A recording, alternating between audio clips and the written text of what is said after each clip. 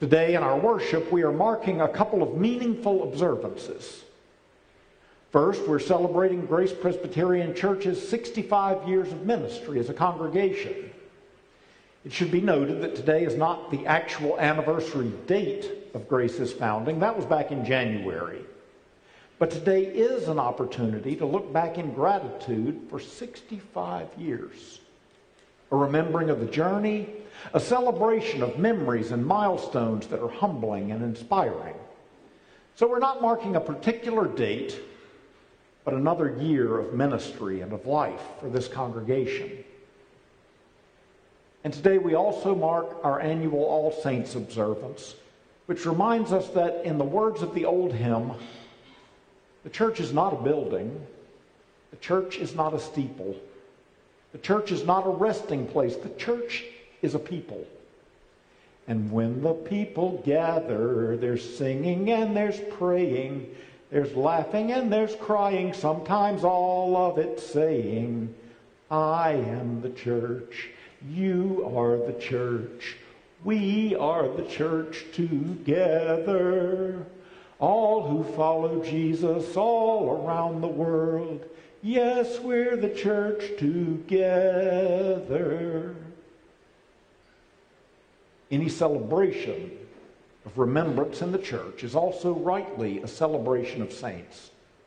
The people who have laughed together and cried together, who have joined in fellowship, persevered in hardship, grown in discipleship. The hallways, the classrooms, this sanctuary, when it's silent, still echo with the voices of those who have served beside us and gone before us. What we do now stands on what they have done.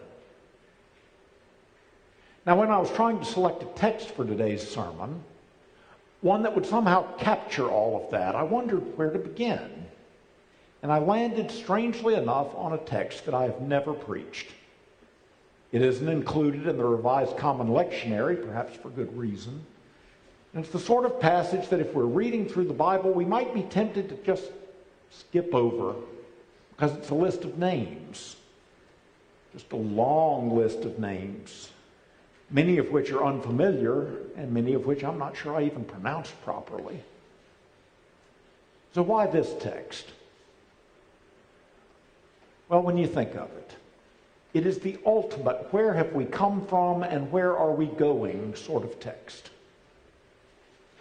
Matthew chose to begin his gospel, his story of Jesus, with a genealogy that goes all the way back to the beginning of the story of God's people.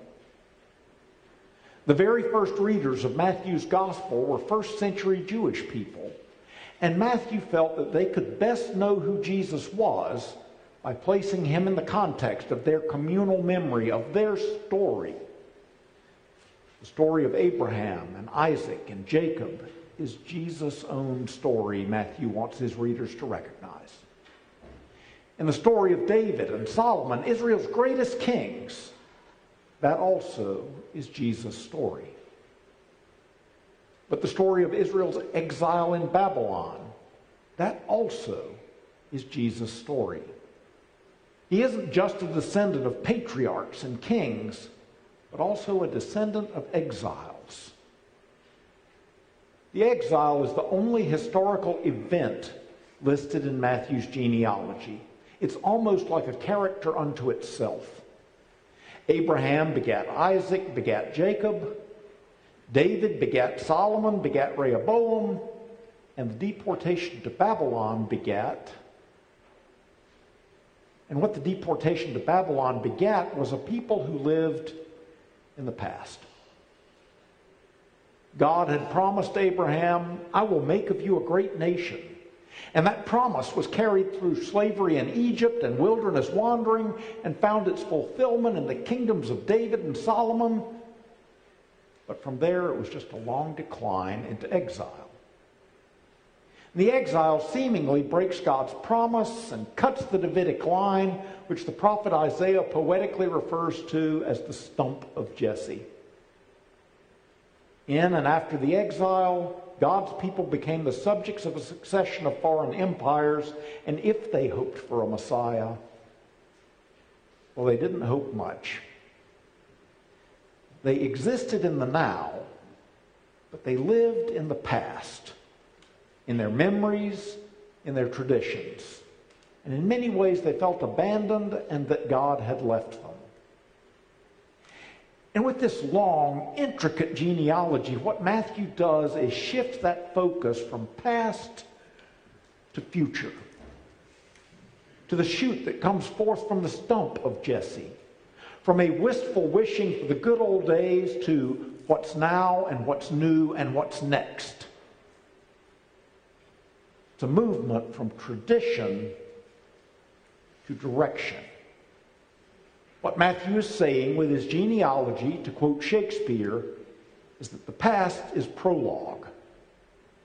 The importance of Israel's history for Matthew was that everything that went before, those 42 generations, culminated in the birth of God's Son. And everything God will do now leads out from there. So God's people with a past become God's people with a future, God's people with a mission. Where have we come from becomes where are we going?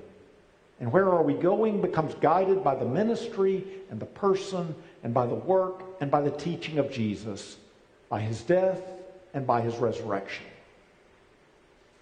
Matthew's gospel, which begins by crystallizing all of Israel's history into the person and mission of Jesus, ends by imparting Jesus' ministry and mission to the church.